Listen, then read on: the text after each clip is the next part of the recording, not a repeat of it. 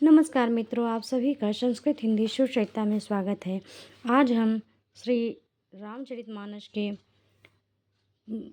भाग 2 जो है उसके कुछ से शेष छूटे हुए दोहा, सोरठा, छंद, चौपाई आदि का वाचन करेंगे और उनका अर्थ भी बताएंगे। आइए देखते हैं। भले उपोच सब विधि उपजाए, गनि गुण दोष वेद बिल गाए। कहीं वेद इतिहास पुराना, विधि प्रपंचु गुण अवगुण शाना। भले बुरे सभी ब्रह्मा के पैदा किए हुए हैं, पर गुण और दोषों को विचार कर वेदों ने उनको अलग अलग कर दिया है। वेद, इतिहास और पुराण कहते हैं कि ब्रह्मा की यह सृष्टि गुण अवगुणों से शनी हुई है। दुख सुख पाप पुण्य दिन राति, साधु असाधु सुजाति कुजाति। दानव देव ऊंच अरु नीचु, अमीय सुजीवनु माहुरु मीचु।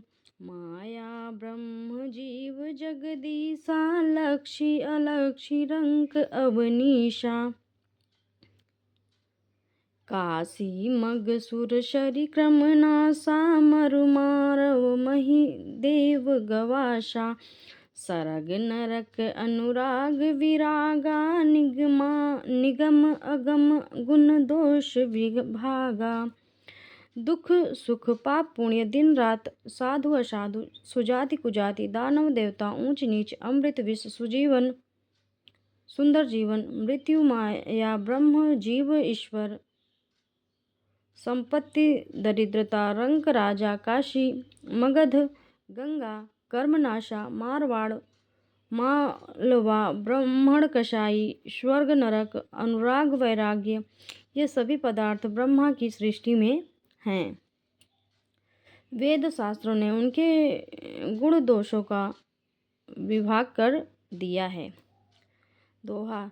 जड़ चेतन गुण दोषमय, जड़ चेतन गुण दोषमय। विश्व कीन्ह करतार, संत हंस गुण गहहीं। पय परिहरि बारी विकार। विधाता ने इस जड़ चेतन विश्व को गुण दोषमय रचा है, किंतु संत रूपी हंस दोष रूपी जल को छोड़कर गुण रूपी दूध को ही धारण करते हैं। अर्थात आप जानते हैं कि नहीं जानते, हंस जो है वो क्षीर और नीर को अलग कर सकता है। अगर आप दूध में पानी मिलाकर रखते हैं तो वो दूध को पी जाता है और पानी को छोड़ देता है। इसी प्रकार संत जन होते हैं जो अवगुण को छोड़ देते हैं और केवल गुणों को ही ग्रहण करते हैं। अस विवेक जब दे विधाता, तब तजि दोष गुण ही गुण मनुराता। काल स्वभाव करम बरियाई, भले प्रकृति बस चुकई भलाई। विधाता जब इस प्रकार का हंस का जैसा विवेक देते हैं, तब दोषों को छोड़कर मन में गुणों में अनुरक्त होता है। काल स्वभाव और कर्म की प्रबलता से भले ही साधु की माया के वश में होकर कभी कभी भलाई से चूक जाते हैं। यानी माया के वश में होकर भलाई करना भूल जाते हैं। चूक अर्थात भूल होती है। सो सुधारी हरिजन जिमिलेहि, दलि दुख दोष विमल जसु देहि। खलौ करहि भल पाई सुसंगु, मिटैन मलिन स्वभाव अभंगु। भगवान के भक्त जैसे चूक को सुधार लेते हैं और दुख दोषों को मिटाकर निर्मल यश देते हैं, वैसे ही दुष्ट भी कभी कभी उत्तम संग पाकर भलाई करते हैं, परंतु उनका कभी भंग न होने वाला मलिन स्वभाव नहीं मिटता, अर्थात वो दुष्टता को धारण किए रहते हैं।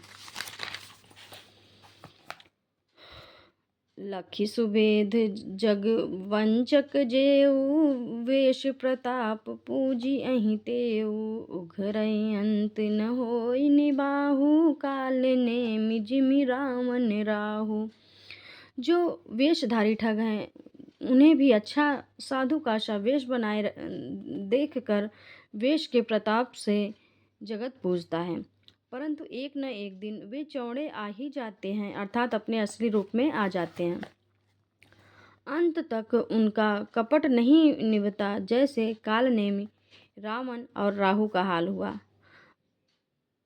रावण और राहु और कालनेम का क्या हाल हुआ था, ये सब तो आप सभी जानते हैं। किए हूँ कुवेशु साधु सन्मानु, जिमि जग जामवंत हनुमानु। हानि कुसंग सुसंगति लाहू, लोकहु वेद विदित सब काहू। बुरा वेश बना लेने पर भी साधु का सम्मान ही होता है, जैसे जगत में जाम्बवान और हनुमान जी का हुआ। बुरे संग से हानि और अच्छे संग से लाभ होता है, यह बात लोक और वेद में है और आप और सभी लोग इसी को जानते हैं। गगन चढ़ई रज पवन प्रसंगा, की चहि मिलई नीच जल संगा। साधु असाधु सदन सुख सारी, सुमिरहि राम देहि गुण गनिगारी। पवन के संग में धूल आकाश पर चढ़ जाती है और वही नीचे की ओर बहने वाले जल के संग में कीचड़ में मिल जाती है। साधु के घर के तोता मैना राम राम सुमेरते हैं और असाधु के घर के तोता मैना भी गिन गिन के गालियाँ देते हैं। इसमें एक कथा है कि दो तोते थे, एक सज्जन की संगत में था और एक दुष्ट की संगत में था। जो सज्जन की संगत में तोता था वह राम राम रटता था और जो दुष्ट संगत में था वो गालियां बकता था। उसी का वर्णन यहाँ पर तुलसीदास जी ने किया है। धूम कुसंगति कारिख होई, लिखिय पुराण मंजू मसी सोई। सोई जल अनल अनिल संघाता, होई जलद जग जीवन दाता। कुसंग के कारण धुआं कालिक कहलाता है, वही धुआं सुसंग सुंदर श्याम शाही होकर पुराण लिखने के काम में आता है और वही धुआं जल अग्नि और पवन के संग में बादल होकर जगत को जीवन देने वाला बन जाता है। अर्थात बादल बनते हैं तो बारिश होती है और बारिश होती है तो सभी को जीवन मिलता है। दोहा। ग्रह भेषज जल पवन तपट, पाई कुजोग सुजोग। होहि कुवस्तु सुवस्तु जग, लखई सुलक्षण लोग। ग्रह औषधि जल वायु और वस्त्र, ये सब भी कुसंग और सुसंग पाकर संसार में बुरे और भले पदार्थ हो जाते हैं। चतुर एवं विचारशील पुरुष ही इस बात को जान पाते हैं। सम प्रकाश तम पाख दुहूँ, नाम भेद विधि कीन्ह। शशि शोषक पोषक समझी, जग जस अपजस दीन्ह। महीने के दोनों पखवाड़ों में उजियाला और अंधेरा समान ही रहता है, परंतु विधाता ने इनके नाम में भेद कर दिया है। एक का नाम शुक्ल और दूसरे का नाम कृष्ण कर रख दिया। एक को चंद्रमा को बढ़ाने वाला और दूसरे को उसका घटाने वाला समझकर जगत ने एक को सुयश और दूसरे को अपयश दे दिया। जड़ चेतन जग जीव जगत सकल राममय जानी, बंदौ सबके पद कमल सदा जोरी जुग पानी। जगत में जितने जड़ और चेतन जीव हैं, सबको राममय जानकर मैं उन सबके चरण कमलों की सदा दोनों हाथ जोड़कर वंदना करता हूँ। देव दनुज नर नाग खग, प्रेत पितर गंधर्व। बंदौ किन्नर रजनीचर, कृपा करऊँ अब सर्व। देवता दैत्य मनुष्य नाग पक्षी प्रेत पितर गंधर्व किन्नर और निशाचर सबको मैं प्रणाम करता हूँ। अब सब मुझ पर कृपा कीजिए।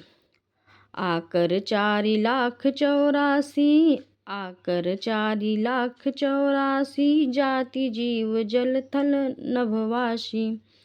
सिय राम मय सब जग जानी, करऊँ प्रणाम जोरी जुग पानी। 84 लाख योनियों में 4 प्रकार के स्वेदज, अंडज, उद्भिज, जरायुज जीव जल, पृथ्वी और आकाश में रहते हैं।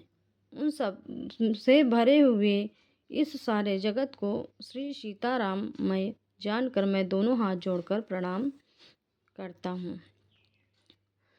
जानी कृपा कर किंकर मोहूँ, सब मिल करहूँ छोड़ी जल छोहूँ, छाड़ी छल छोहूँ। निज बुद्धि बल भरोस मोहि नाही, ताते विनय करऊँ सब पाही।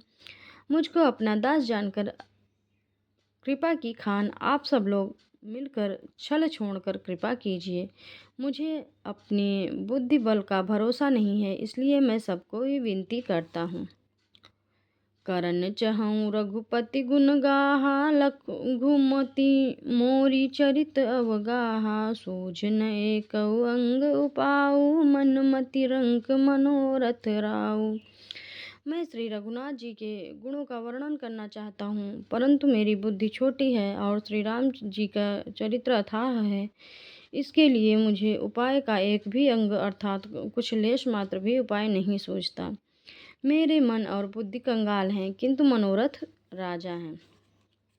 मति अति नीच ऊंची, रुचि आछी, चाहिए अमिय जग जुरई न छाछी। छमी हहीं सज्जन मोरी ढिठाई, सुनी हहीं बाल बचन मनु लाई। मेरी बुद्धि तो अत्यंत नीची है और चाह बड़ी ऊंची है। चाह तो मन अमृत पानी की है और जगत में जुड़ती छाछ भी नहीं है। सज्जन मेरी ढिठाई को क्षमा करेंगे और बाल बचनों को मन लगाकर प्रेम पूर्वक सुनेंगे। ज्यों ज्यों बालक कहतो तरि बाता, सुनहि मुदित मन पीतु अरु माता। हंसी हहीं क्रूर कुटिल कुविचारी, जे पर दूषण भूषण धारी।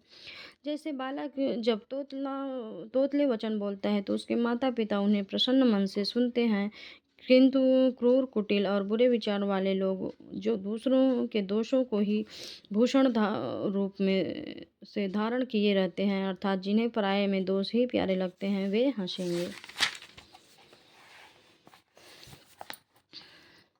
निज कवित केहि लाग ननिका, सरस हों अथवा अति फीका।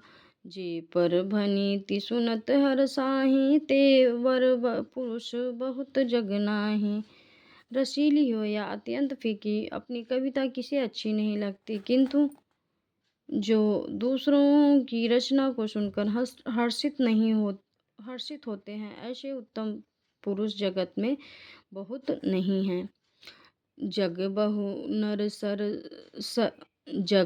नर सर सरी सम भाई, जे निज बाढ़ी बढ़ई जल पाई। सज्जन सकृत सिंधु सम कोई, देख पूर विधु बाढ़ई जोई। हे भाई, जगत में तालाबों और नदियों के समान मनुष्य ही अधिक हैं, जो जल पाकर अपनी ही बाढ़ से बढ़ते हैं, अर्थात अपनी ही उन्नति से प्रसन्न होते हैं। समुद्र सा तो कोई एक विरला ही सज्जन होता है, जो चंद्रमा को पूर्ण देखकर दूसरों का उत्कर्ष देखकर उमड़ पड़ता है। दोहा। भाग छोट अभिलाषु, बड़ करऊँ एक विश्वास। पै सुख सुनी सुजन सब, खल करी हैं उपहास। मेरा भाग्य छोटा है और इच्छा बहुत बड़ी है, परंतु मुझे एक विश्वास है कि इसे सुनकर सज्जन सभी सुख पावेंगे और दुष्ट मेरी हंसी उड़ावेंगे। खल परिहास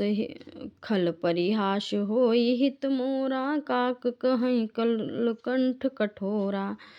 हंसहि बक दादुर चात कहीं, हंसहि मलिन खल विमल बत कहीं। किंतु दुष्टों के हंसने से मेरा हित ही होगा। मधुर कंठ वाली कोयल कौवे तो कठोर ही कहा करते हैं। जैसे बगुले हंस को और मेढक पपीहे को हंसते हैं, वैसे ही मलिन मन वाले दुष्ट निर्मल वाणी को हंसते हैं। कबित रसिक न राम पद नेहूँ, तिन्ह कह सुखद हास रस एहूँ। भाषा भनीति भोरी मति मोरी, हँसिबे जग हँसे नहीं खोरी। जो न तो कविता के रसिक हैं और न जिनका श्री रामचंद्र जी के चरणों में प्रेम है, उनके लिए भी यह कविता सुखद हास्य रस का काम देगी। प्रथम तो यह भाषा की रचना है, दूसरे मेरी बुद्धि भोली है, इससे यह हंसने के योग्य ही है। हंसने में उन्हें कोई दोष नहीं है, अर्थात जो हंस रहे हैं वो हंसें, अच्छी बात है।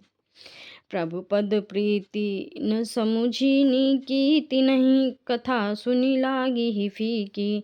हरिहर पद रति मति न कुतर की, कीन्ह कहूँ मधुर कथा रघुवर की।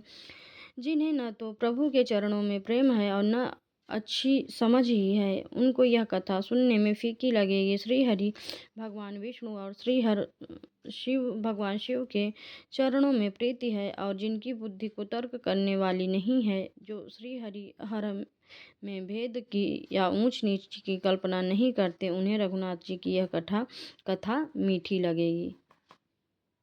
राम भगति भूषित जिय जानी, सुनी ही सुजन सराही सुबानी। कवि न हो नहीं वचन प्रवीणु, सकल कला सब विद्याहीनु। सज्जनगण इस कथा को अपने जी में श्री राम जी की भक्ति से विभूषित जानकर सुंदर वाणी से सराहना करते हुए सुनेंगे। और मैं न तो कवि हूँ और न वाक्य रचना में ही कुशल हूँ, मैं तो सब कलाओं तथा सब विद्याओं से रहित हूँ।